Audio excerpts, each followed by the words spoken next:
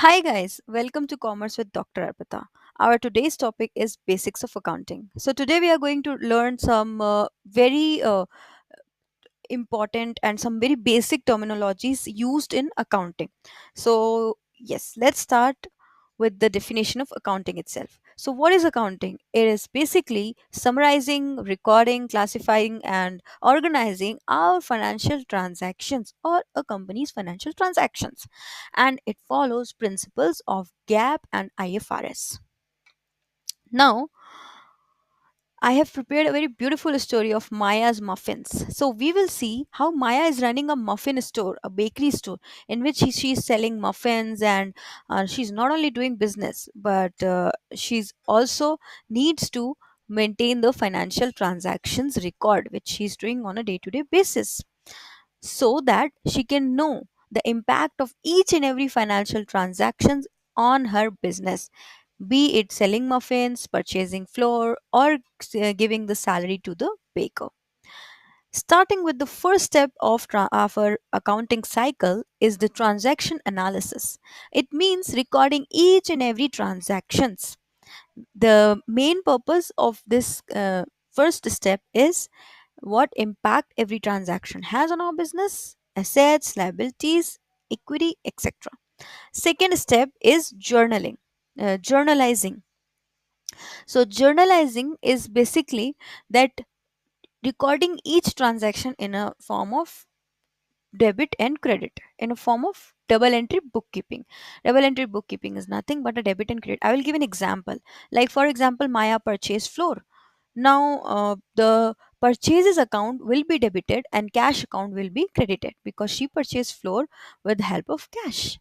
So, one account will be debited, which is debit what comes in, credit what goes out.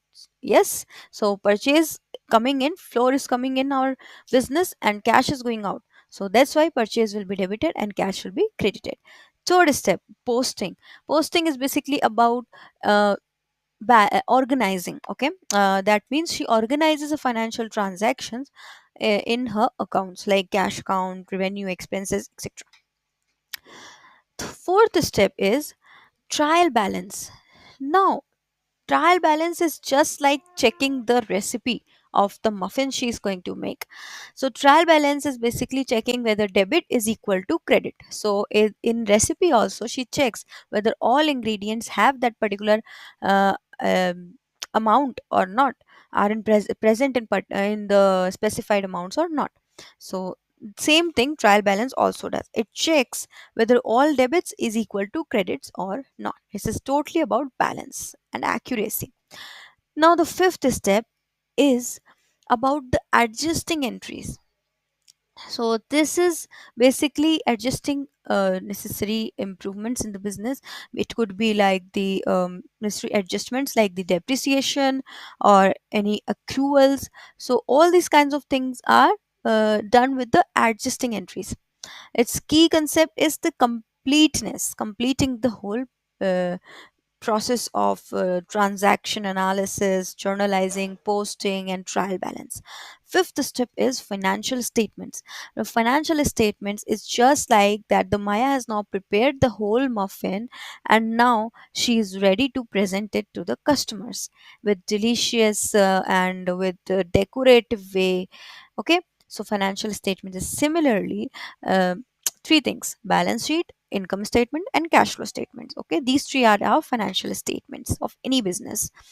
Now, uh, I have already discussed these three concepts in our previous videos. You can go back to those videos, but I'll just give a quick summary of what is balance sheet. Is basically it tells what we owe, what we own, and what are the owner's stake in the business.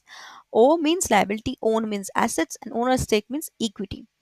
Income statement is shows all kinds of profits and losses incurred by the business, and cash flow statement shows all kinds of cash inflows and cash outflows from the business and in the business. Now its main concept is reporting. Okay, last is closing entry, fifth. So closing entry is basically getting ready for the next batch. It means that Maya closes all the temporary accounts like the revenue, the expenses, and she's preparing herself for the next financial year. And a financial year starts from 1st April to 31st March. Our story part has ended, and I've prepared a set of 10 FAQs related to this. I hope with this story, the an accounting cycle concept is clear, in which I covered the journal entries, the ledger, the trial balance, financial statements, and every important elements of accounting. Let's know some more important terms of accounting. First, cash and accrual accounting. The basic difference between accrual and cash is cash accounting records the transactions only when the cash has been used in the transactions, only when something, for example, it recognized revenue when cash is received and expenses when cash is paid.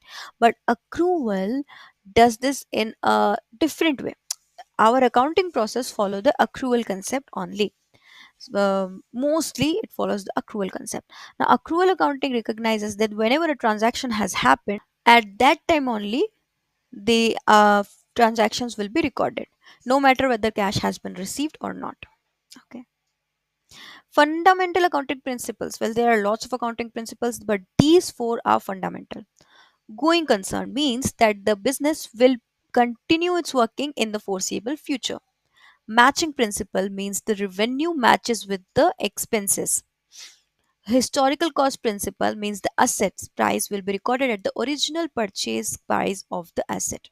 Consistency principles means whatever the formula or the whatever accounting method a company is following, it will keep following the same method. Okay, so these four are the principles. Moving to the next, different types of accounts. There are lots of types of account, real, personal, nominal, but we will directly jump into the types of accounts, charts of accounts. So basically assets accounts, liability accounts, equity, revenue, expense. Now we all know these terms, but asset accounts records all kinds of assets, liability accounts all kinds of liability, assets like land, building, it could be fixed assets, it could be current assets, liquid assets, all kind of assets. Liability accounts basically record all kinds of liability, current liabilities, fixed liabilities, and all these like the accounts payable, any kind of interest payable on loans, etc. Equity is basically about the share capital. Revenue accounts basically records all kind of revenues made in the business. And expense account, all kinds of expenses like the advertising expenses or could be salary, wages, or anything, any expenses. So these were basic types of accounts which are used in accounting. Now, we all know what is depreciation, isn't it? But let's summarize in one line. Depreciation is basically, for example, we purchased a phone. Now, phone will not work as it worked on the first day of purchase after a year. It will change, right? The screen could be blurry, the camera could be not working properly, it could hang, and etc. Right? So that means that the purpose of giving the example that every asset is depreciated. So if in a business there is some equipment, some machinery, it will depreciate. Plants, anything, it will depreciate. Okay, so maybe a machinery was performing good in the first year when it was purchased, but it won't be performing as much efficiently as it was giving the productivity earlier. So that's why a depreciation is charged over the assets to know the true value of asset. Okay, now as we took the example of phone, if you purchase a phone for 30K, example 20 to 30K, the same price you cannot go and ask for it when you're going to selling in the market. Why? Because the quality of the phone has degraded, it has depreciated. In the same way, the machinery and equipments will not be sold at the same price in the market, could not be sold because the quality has been degraded, it has been used, it is not brand new now. So definitely, and there are so many methods of depreciation, and a company could choose any one methods from among them to charge depreciation on its fixed assets. Now, second is matching with revenue. Whatever revenue has been earned through that particular equipment or the fixed asset, that should be matched with whatever expenses has been allocated on that particular fixed asset. In third, tax liability. In many countries, depreciation is considered as a tax deductible. The actual cost of production can be calculated, and also if you know that how much depreciation has been already charged, you will be able to actually plan for replacement of that particular asset. Moving on to our fifth question, internal controls. These are basically some controls which are applied by the management of the company to make the production, or to make the working of the company, operations of the company more efficient and more effective. How it is done? It could be done through reliable financial reporting.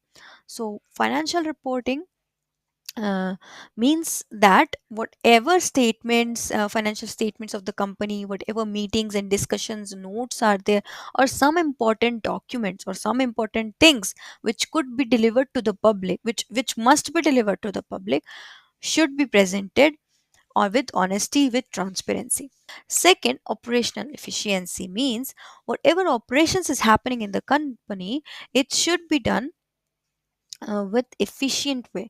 And that could be done with, for example, if a person is responsible for authenticating the purchase, the same person should not be responsible for any other responsibility like making the payments, etc. So diversifying responsibilities among employees will be a good idea. Compliance with the laws and all the regulations is very important. And safeguarding assets means whatever assets a company own, it must be safeguarded. On a physical level, it could be done with the help of security cameras. Moving to question number 6, role of auditor. So auditor does an independent examination of all kinds of financial statements, books of accounts, and then he comes with the audit report, which conveys his own opinions about the financial statements. Now, this report defines whether a company is qualified, disqualified, disclaimer, or adverse. Now, the detection of errors and fraud is not the primary duty of an auditor, but if he finds any errors and fraud, he can detect it. Now, it also evaluates what internal control measures are being taken by the management. Now, once a company does its audit reports, it enhances the credibility of the business, which means simply that the trust of the investors increases in the business. What is financial reporting? We have already discussed. Next, what is managerial account? Now, managerial account is very much different from financial account. How? First of all, managerial account is not regulated and is only meant for internal users, whereas financial account is regulated and is meant for external users. Now, managerial account is basically historical and forward looking. It only For example, it focuses on budgets and what are the costs for jobs, whereas financial account is basically about the balance sheet, pn account, cash flow statement, etc. So yes, that's how managerial account is very different from financial account. Question number 9, importance of ethical consideration. Well, when a company is complying with all the laws, rules, and regulations made by the government, made by the Companies Act, and all such other acts, then what happens is it increases the trust of the investors in the company, as the investors think that their stakes, their interests are protected. Also, financial reporting is done accurately, and the sustainability of the business increases from short term to long term. And also, business is able to make good decisions based on the reliable financial reports. How technology is impacting accounting? Well, technology is very, very much impacting accounting. It has automated the repetitive task, which has deburdened the clerks and the accountants who previously used to had to maintain so much of accounts and all the things. Cloud computing, real time data and reporting. So yes, minute to minute updates could be seen through the softwares of accounting and all. Efficiency has increased definitely when a computer is performing some task. The speed of that particular task increases as compared to a human being. Also, since new skills and new softwares are required to run, hence it provides new opportunity, new employment opportunities like data analysts, business analysts, etc. And these are a few case studies in which accounts is very helpful. We can use accounts in these, like analyzing a company's performance, preparing a budget, investment opportunity, managing cash flows, detecting fraud, etc. So that's it from my side. Thank you so much everyone for watching this video. If you found this video useful and in your academics or any other place, then do like, share and subscribe it, and let me know in the comment box if you find any topics which needs more clarifications, or if you need any more such ppts or any more such topics to discuss. So yeah, thank you so much guys. Bye bye, see you in the next video.